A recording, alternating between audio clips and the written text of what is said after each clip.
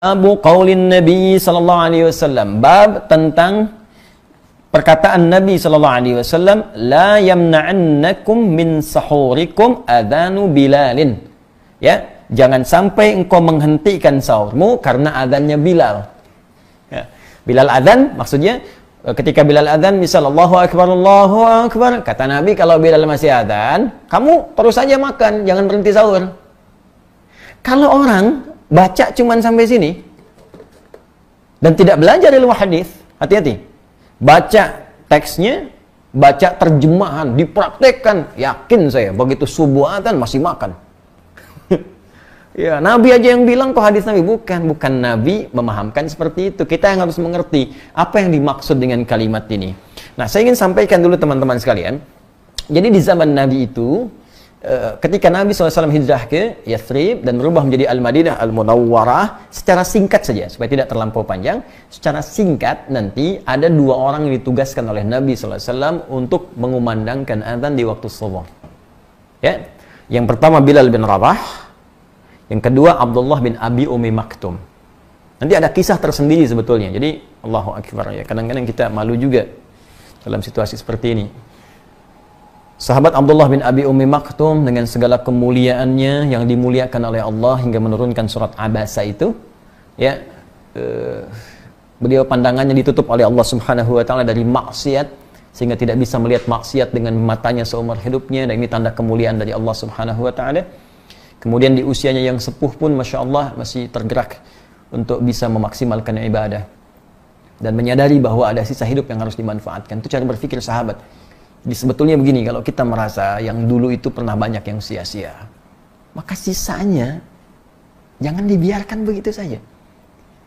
Kan kadang-kadang kita merasa yang dulu itu banyak salahnya, lalu kenapa sisanya tidak mencari soleh ya? Dan Anda paham suatu saat akan pulang, suatu saat akan meninggal. Bahkan dalam situasi seperti ini ditampakkan hampir tiap hari. Ada yang wafat, diumumkan kematian sekian, dan mungkin kita menyusul berikutnya. Kenapa kita hanya menikmati data? Lalu masih sibuk mengumpulkan harta? Karena dalam situasi semacam ini, Nabi mengingatkan, kamu mesti ingat, kembali kepada Allah, kamu akan pulang. Coba lihat apa yang akan dihisab, ingat-ingat baik-baik. Itu yang dibawa dalam pemikiran para sahabat, sehingga dalam situasi itu Abdullah bin Abi Umi Maktum berusaha meningkatkan amalnya kepada Allah Subhanahu wa taala sehingga beliau dikenal sebagai ahli masjid. Ya, datang ke masjid walau mata tak bisa melihat, ya, tapi berusaha mencari jalan terbaik sampai ke masjid dengan suasana masjidnya. Tiangnya masih dari pelepah-pelepah kurma, atasnya daun-daun kurma, bahkan sebelumnya tak ada atap. Di kalau panas kepanasan, kalau hujan ya pasti basah, gitu kan? Nanti kita akan masuk saat masuk tanda Lailatul Qadar, ya, dan salah satu hadis menyampaikan Nabi di atasnya ada semacam kotoran yang melumpur, ya. Nah, itu tandanya malamnya hujan. Jadi ini menunjukkan kalau hujan ya salat mereka dalam keadaan juga basah, kalau panas ya kepanasan. Singkatnya, beliau senang ke masjid tapi punya keterbatasan untuk subuh. Ya, jadi kalau maghrib bisa i'tikaf ke isya, zuhur bisa ke asar, tapi subuh agak sulit. Nah, maka beliau datang kepada Nabi SAW dengan mengatakan, kalau kalimat kita, ya Rasulullah, li ya rukhsah, ya Rasulullah, apakah boleh saya minta keringanan untuk subuh saya nggak ke masjid karena situasi begini, mata tak bisa melihat, jalan ya, tidak mudah, ya kan? Apa jawab Nabi? Nabi tidak langsung mengiyakan, tidak juga menolak. Kata Nabi, atasma'ul adzan, apakah anda masih mendengar adzan? Suara adzan masih sampai kan? Kata beliau, bala, ya saya dengar suara adzan. Kata Nabi, bima makna? Ya, Allahu Akbar, madum tasma'ul adzan fa'addiha fil masjid. Selama masih kedengaran adzan, maka berusaha tunaikan ke masjid. Nah, ini kalau dalam fiqh mustahil ada satu penekanan yang kuat menunaikan ibadah kecuali bersanding dengan keistimewaan dan pahala yang begitu besar. Karena itu nanti di hadis Muslim, ke masjid itu baru datang saja dalam situasi yang normal ya, bukan kondisi seperti wabah dan sebagainya. Jadi jangan dipahami dengan berbeda. Dalam kondisi normal, datang ke masjid saja, baru kita masuk tuh dapat 25 pahala, dituliskan. Belum ngapa-ngapain, baru masuk. Dengan niat ibadah. Jarak satu keduanya 500 tahun, dua ketiga 500 tahun. Itu tinggi sekali. Dari peristiwa ini, maka esoknya beliau berusaha untuk datang ke masjid subuhnya dengan cara yang berbeda. Jadi kalau subuh 4.30, Allahu Akbar, beliau sudah meraba jalan. Kalau kita mungkin jam 3 dari rumahnya, datang ke masjid jam 4. Yang kita tahu selama ini Bilal bin Rabah yang adzan radhiyallahu taala anhu, sejak peristiwa itu Abdullah bin Abi Ummi Maktum adzan subuh. Itu yang menjadikan nanti Nabi menetapkan adzan 2 kali. Saat subuh, adzan pertamanya itu Bilal. Adzan keduanya Abdullah bin Abi Ummi Maktum. Nah, adzan pertama ini itu dilakukan oleh Bilal sebelum masuk waktu subuh. Di waktu ya tertentu. Kapan waktunya? Mari kita baca. Nanti begitu subuhnya masuk, baru Abdullah bin Abi Ummi Maktum itu adzan. Ya, karena Bilal adzan pertama sebelum masuk waktu subuh, karena itulah Nabi mengatakan kalau Bilal adzan, masih makan kalian, jangan berhenti. Maka kalimatnya bukan imsak. Teruskan makan malah kata Nabi. Ya, ini kalimatnya jelas tuh. La yamna'annakum ya min sahurikum adzanu Bilal.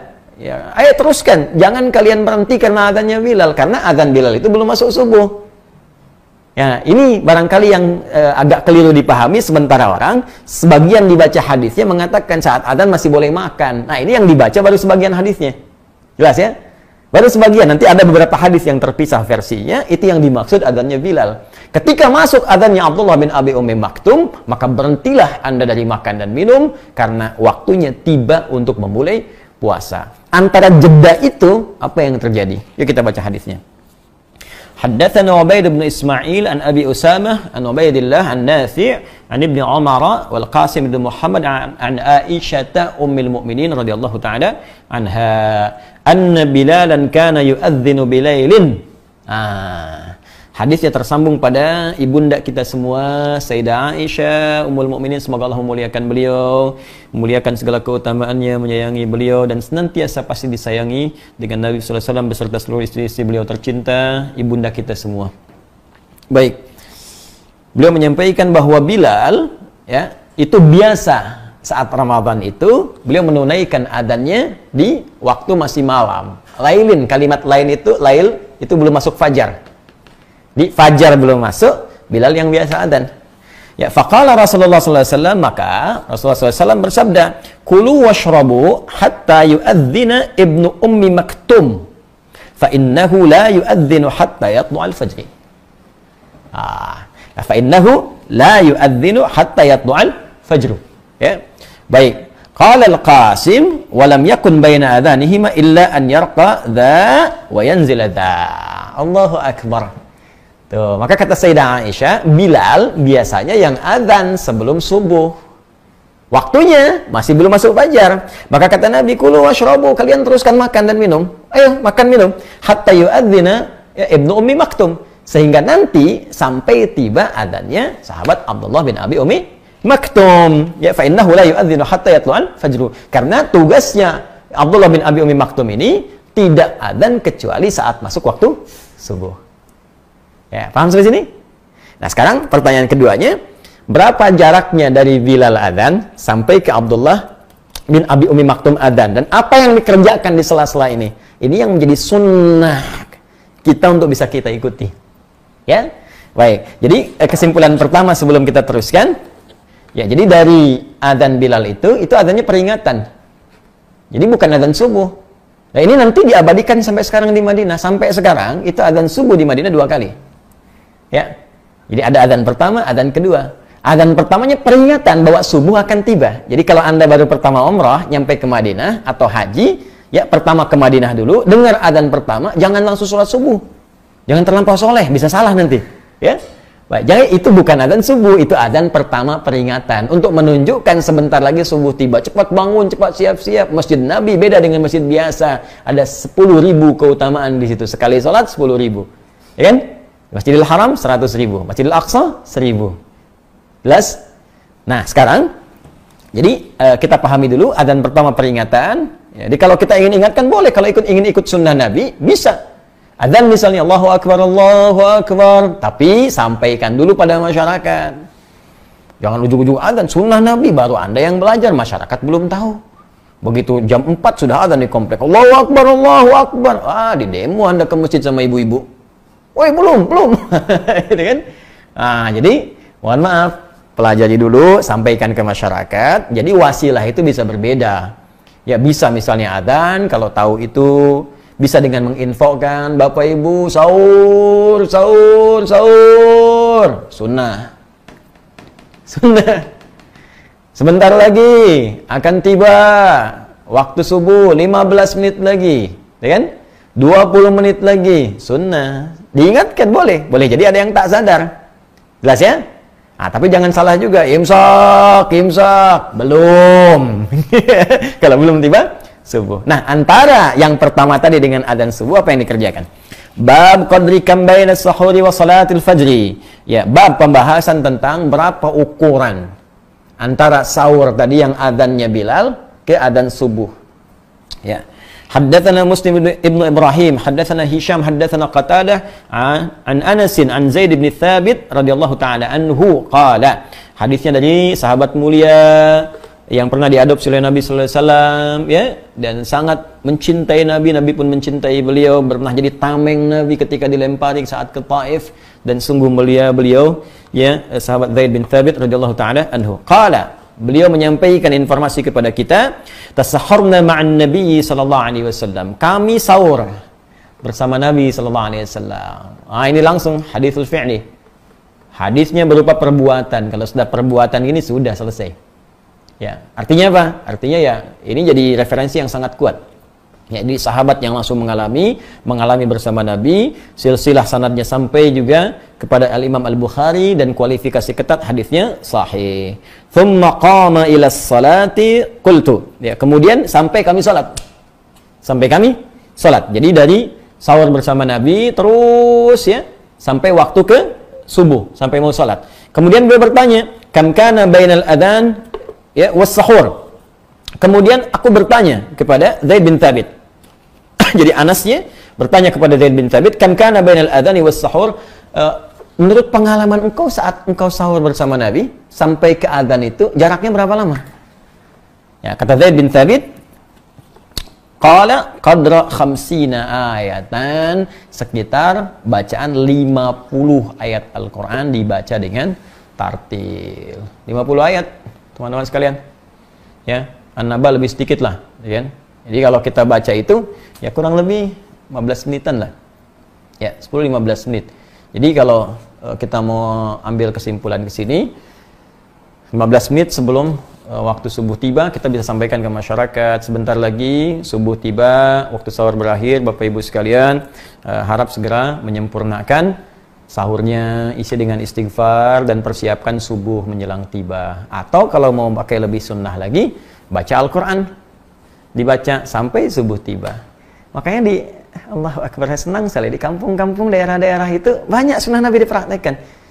Jadi tidak banyak teori, tidak banyak cakap, tapi sunnah dipraktekkan. Karena ulama kita dulu itu sebelum mengajar sudah punya sanad di hadisnya.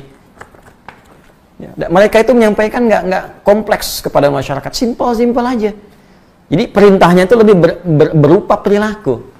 Ayo sebelum adzan ngaji dulu, ngaji, ya kan? Nanti sebelum itu sampaikan dulu ke masyarakat begini. Itu sebetulnya sunnah. Mereka sudah khatam. Kalau kita lihat sanadnya pun ada. Jadi bukan ngaji kayak kita begini. Ya, mereka sudah hafal tuh. Sudah dibacakan depan syekh, mereka baca, dikasih ijazah. Sanadnya ada semua. Tapi untuk memudahkan ke masyarakat yang awam itu jangan diberikan banyak teori. Diberikan yang paling mudah. Diberi teori, pusing mereka. Ya. Nah, jadi ini gambarannya. Jadi pertama, kita sudah mendapatkan informasi bahwa untuk puasa Ramadan itu tidak boleh sembarangan. Tidak bisa Anda hanya sekedar, mohon maaf, tahan lapar, tahan haus. Nanti masuk ke dalam satu hadis Nabi sallallahu alaihi wasallam, "Rubba shaimin laisa lahu min siyamihi illa al-ju' wal 'atash." Tidak sedikit orang puasa tidak dapat apapun dari puasanya kecuali hanya rasa lapar dan haus saja. Mesti ada ketentuan yang kita pelajari, mesti ada aturan yang dipahami, ya. Kemudian yang kedua, dalam penunaian ini mesti jelas mengetahui waktunya dari mulai subuh sampai dengan ke maghrib kita puasa. Itu yang disebut secara bahasa dengan saum, siam ataupun imsak. Dan jangan salah paham dengan nama imsak. Imsak yang dimaksudkan dalam kalimat ini secara bahasa itu senafas dengan siam, senafas dengan saum, artinya puasa. Jadi kalau masuk waktu sebelum fajar tiba, itu masih waktunya boleh makan, ya boleh sahur, boleh minum, tapi kalau sudah fajar tiba, itu yang dimaksud dengan imsak. Jadi imsak dalam pengertian ini bukan 5 menit, 10 menit sebelum waktunya adzan tiba, tapi pas saat fajar tiba. Kecuali kalau yang Anda maksudkan imsak dalam pengertian istilah orang Indonesia. Kan? Yang diminta misalnya yang dimaksud siap-siap gitu. Kecuali itu. Tapi kalau kedengaran orang Arab makin bingung lagi nanti. Ya. Karena itu silahkan manfaatkan dan kita saling mengingatkan, dan bagus ya era modern kekinian suasana mengingat ini bahkan disampaikan dalam bentuk yang lebih detail lagi lewat jadwal puasa. Ya, jadwal puasa sudah ada. Ini makin bingung juga nih. Ya, jadwal puasa kita, tapi yang disebarkan itu jadwal imsak.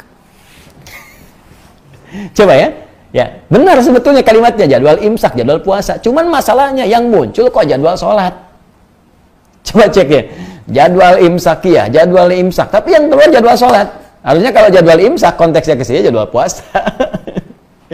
Ya, ini kan makin aneh lagi nih. Imsak maksudnya apa? Ini kan siap-siap.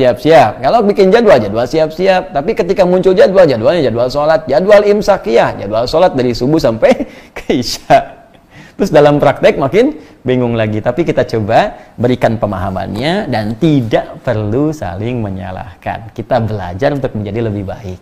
Apa yang kita kerjakan tanpa kita belum tahu dasar pengetahuannya, maka insya Allah dinilai pahalanya oleh Allah, tetap mendapat pahala karena keimanan kita.